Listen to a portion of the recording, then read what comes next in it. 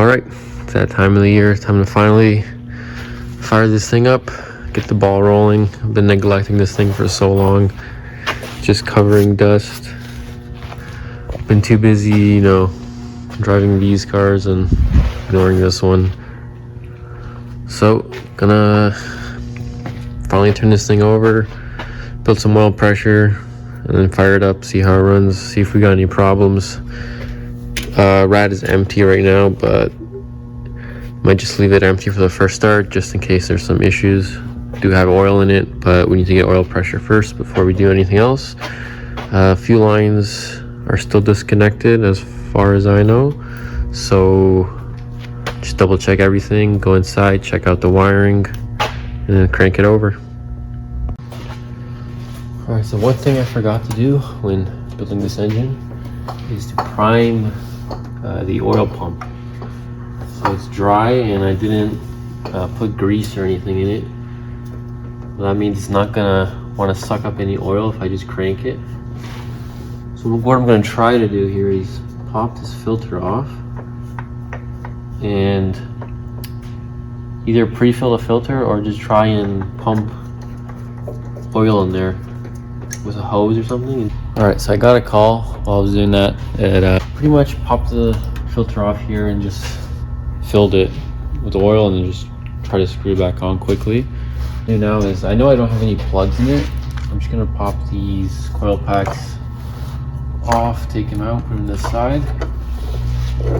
So we have no spark plugs, no coil packs, which means no compression for it to fight against.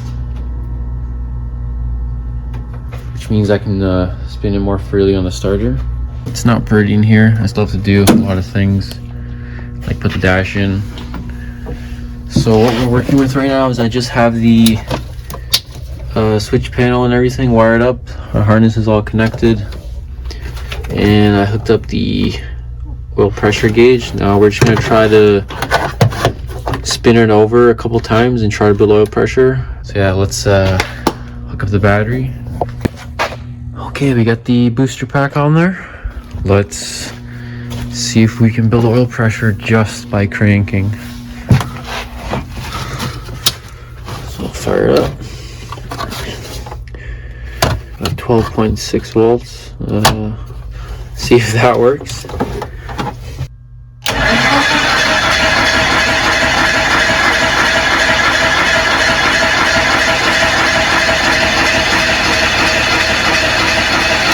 All right, beautiful.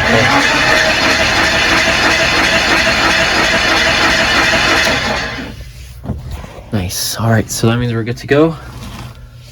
Gonna connect those fuel lines underneath the car. Probably flush it a bit because it's been sitting disconnected for so long. But that's awesome. We got oil pressure. That means it should be good to go. Yeah, I forgot to show this part, but I actually disconnected the turbo feed line here, and we did get oil pressure going through there, so that's good as well. Go ahead and reconnect this, and we'll know that's lubricated for sure as well. Put the plugs back in, put the coil packs with the fuel lines, and fire it up.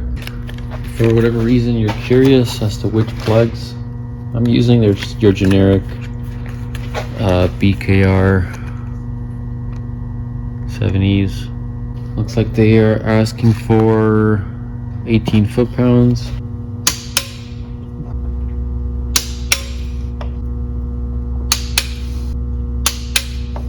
Keys back in.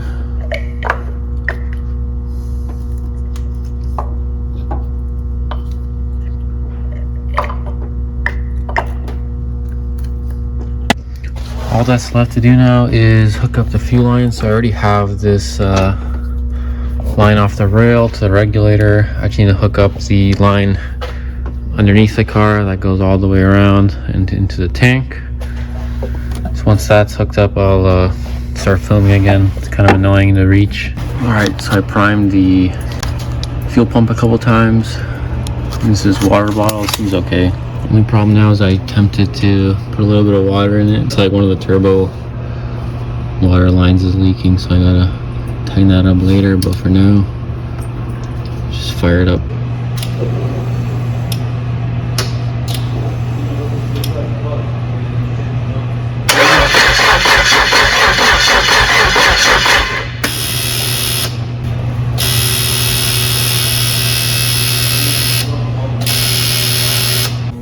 The ECCS relay, or the ignition relay, just kept on buzzing. Put extra grounds on it and everything, but just kept happening until I looked at this under hood battery terminal, and the bottom right terminal, which had a single wire on it, somehow came apart. I don't even know how that happens. So I put a new post on there that I had laying around, and it seems to work fine. So we're finally gonna try cranking it again. That was super annoying, wasted an entire day checking every single wire on the car, putting 10 new grounds on it, and now it looks like a mess over there. So now that that's sorted and out of the way, I'm finally going to try starting this car.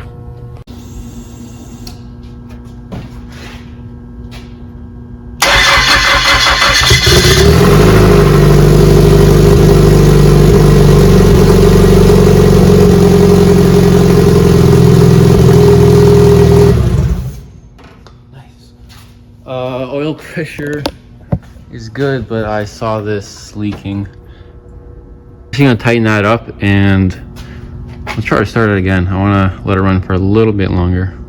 All right, tighten up that turbo feed there. Let's give it one more start, make sure it's all good. You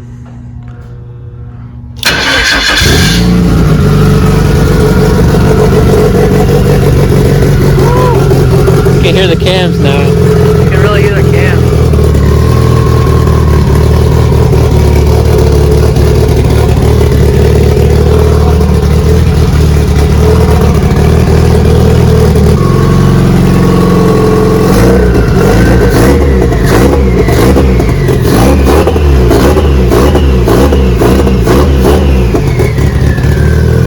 Alright, so now that I know the engine runs, we need to address this water leak. So I thought it was going to be the copper washer. You can see on this side it's completely crushed. On the other side we have just a marking on the outside, so I figured maybe this is too thin.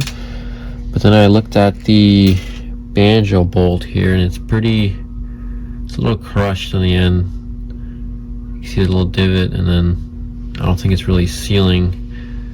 So instead of throwing a new copper washer, I luckily have an extra here with new washers.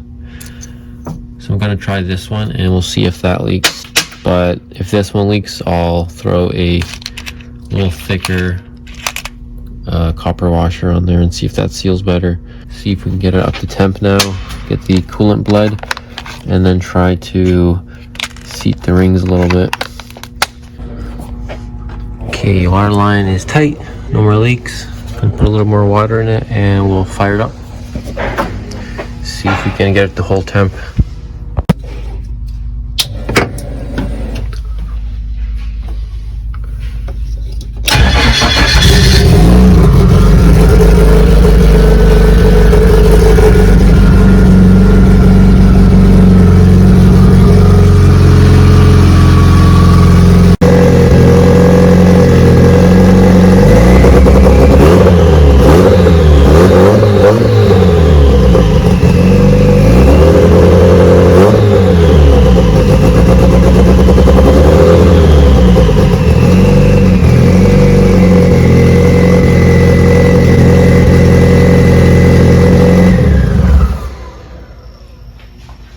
Probably put the exhaust on. I just want to hear what it sounds like. If there's any kind of strange noises, I can't really hear too much with the open downpipe setup it's currently on right now. So I'm just gonna hook up the exhaust and get those fans running, and we'll let it run for a bit longer.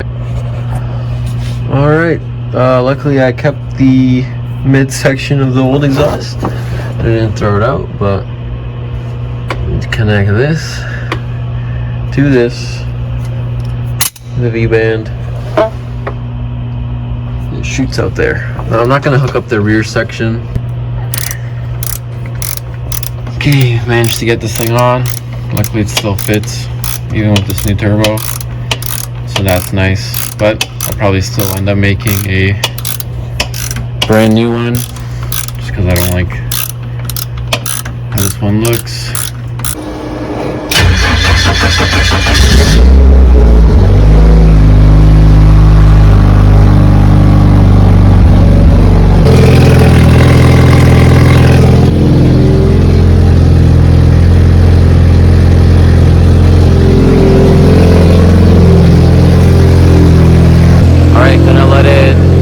Just idle and do its thing. I'm going to make sure it gets up to operating temperature and make sure that it holds that, and I'll continue once it gets up there.